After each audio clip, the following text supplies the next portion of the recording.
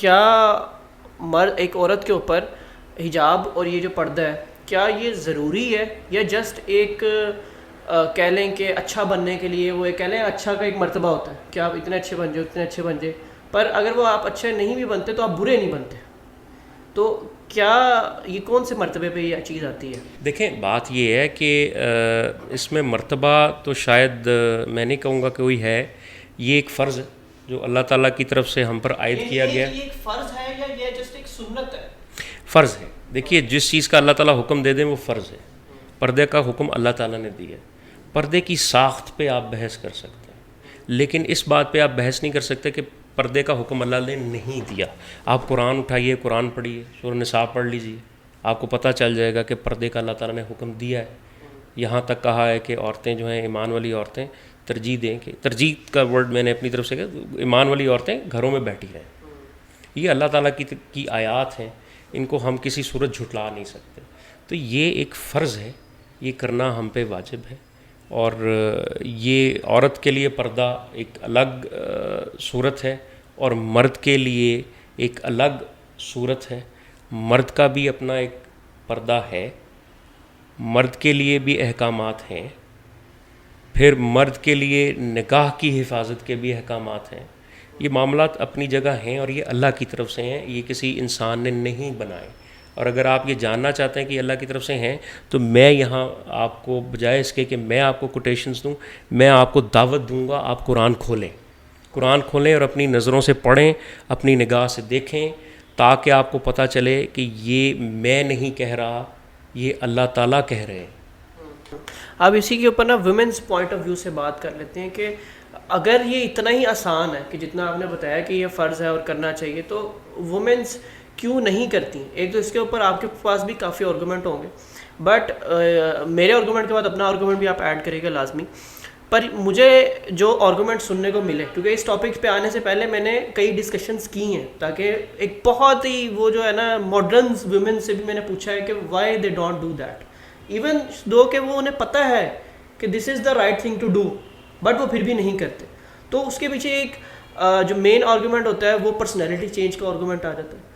تو اس personality change کے argument کے آپ کو کیا لگتا ہے کہ وہ کہتی ہیں کہ ہم، یا اگر کوئی دوسرا بندہ انہیں کہے تو وہ یہ جواب دیتی ہیں کہ ہم آپ کے لیے بدلیں گے تو ہمیں وہ ثواب نہیں ملے گا، یا تو وہ یہ کہتی ہیں کہ اگر آپ کسی ایک عورت کی، یوزلی شادیوں میں یہی ہوتا ہے کہ آپ جب شادی کر رہے ہوتے ہیں کسی نئی لڑکی سے، تو وہ اگر آپ اس کو کہیں نا کہ وہ ماڈرن اور اس کو چینج، تو وہ کہتی ہے کہ آپ میری پرسنالٹی چینج کرنا چاہ رہے ہیں، میں وہ نہیں رہوں گی جو میں ہوں۔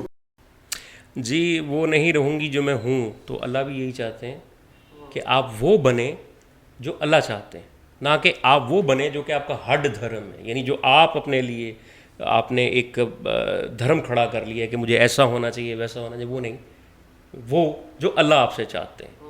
دیکھیے ابلیس کا کیا گناہ تھا؟ ابلیس کا یہی گناہ تھا نا کہ ابلیس کا ہر دھرم تھا کہ بھئی اللہ تو نے مجھے اس سے بہتر بنایا، میں اس کو سجدہ کیوں کروں؟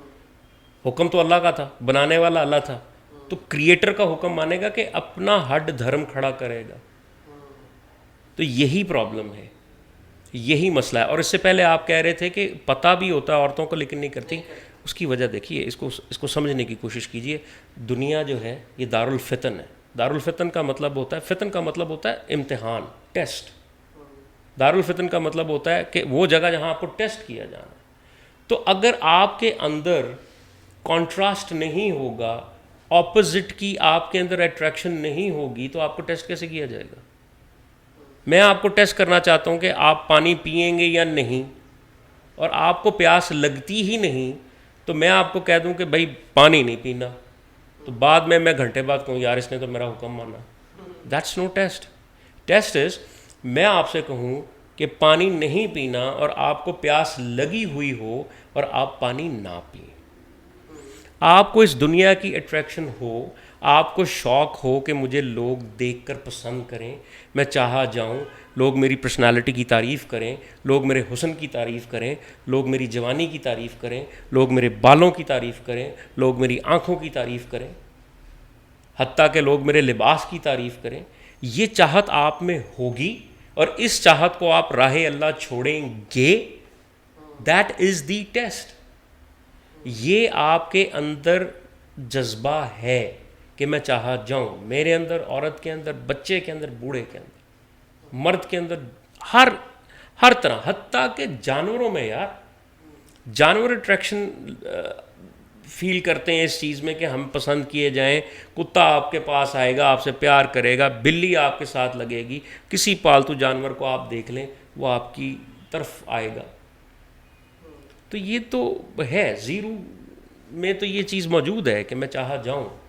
سوال یہ ہے کہ پھر کیا کرنا ہے، پھر صبر کرنا ہے. کس چیز میں صبر کرنا ہے؟ صبر کا مطلب کہ انتظار کرنا ہے. انتظار یہ کرنا ہے کہ میں اپنی اس پرسنالٹی کو کس کے لیے چھوڑوں؟ اللہ کے لیے. اب سوال یہ پیدا ہوا بھائی آپ کے لیے چھوڑوں گا تو یہ ثواب نہیں ہوگا. آپ کے لیے نہیں چھوڑا جا رہا. کہنے والا کیا رہا ہے؟ کہنے والا یہ کہہ رہا ہے اللہ کا حکم ہے آپ پردہ کیجیے. وہ تو آپ کو اللہ کا حکم بتا رہا ہے، اور اگر اس کے کہنے پہ آپ اللہ کا حکم مان لیتے ہیں تو آپ کو کس نے کہا کہ آپ ثواب سے عاری ہو جائیں گے؟ دوسرا اس پہ مجھے ایک آرگومنٹ بڑا اچھا بھی ذہن میں ہے، میرے ذہن سے نکل جائے گا. کوئی یہ کہ اذان ہوتی ہے، اذان میں بھی تو ایک بندہ آپ کو نماز کی طرف بلا رہا ہے نا. تو جب آپ ادھر نماز پڑھنے جاتے ہیں تو کیا آپ کا ثواب کم ہو جاتا ہے کہ بڑھ جاتا ہے؟ بڑھ ہی جاتا ہے نا. ثواب اپنی جگہ آپ نے عمل کیا، جو عمل آپ نے کیا وہ اپنی جگہ نیت.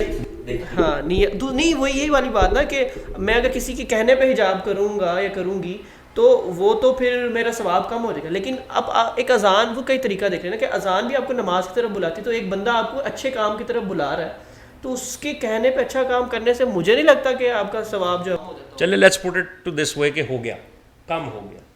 لیکن یہ کیا آرگومنٹ ہے کہ کیونکہ مجھے 1000 روپے نہیں ملے گا تو میں 500 بھی نہیں لوں گا؟ یہ کیا آرگومنٹ ہے بھائی؟ کچھ تو مل رہا ہے نا. اگر آپ کو، میں چاہتا ہوں کہ آپ اپنی نظریں نیچی رکھیں اور آپ کو کہتا ہوں یہ اللہ کا حکم ہے، آپ نے میرے کہنے پہ رکھ لیں اور میری حیا کو رکھ لیں.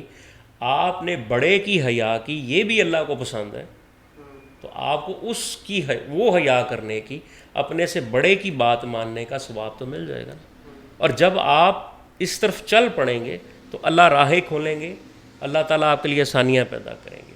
یہ ہمیں نہیں بھولنا چاہیے. تو یہ کوئی آرگومنٹ نہیں ہے کیونکہ کم ملے گا تو اس لیے میں نے لینا ہی نہیں ہے.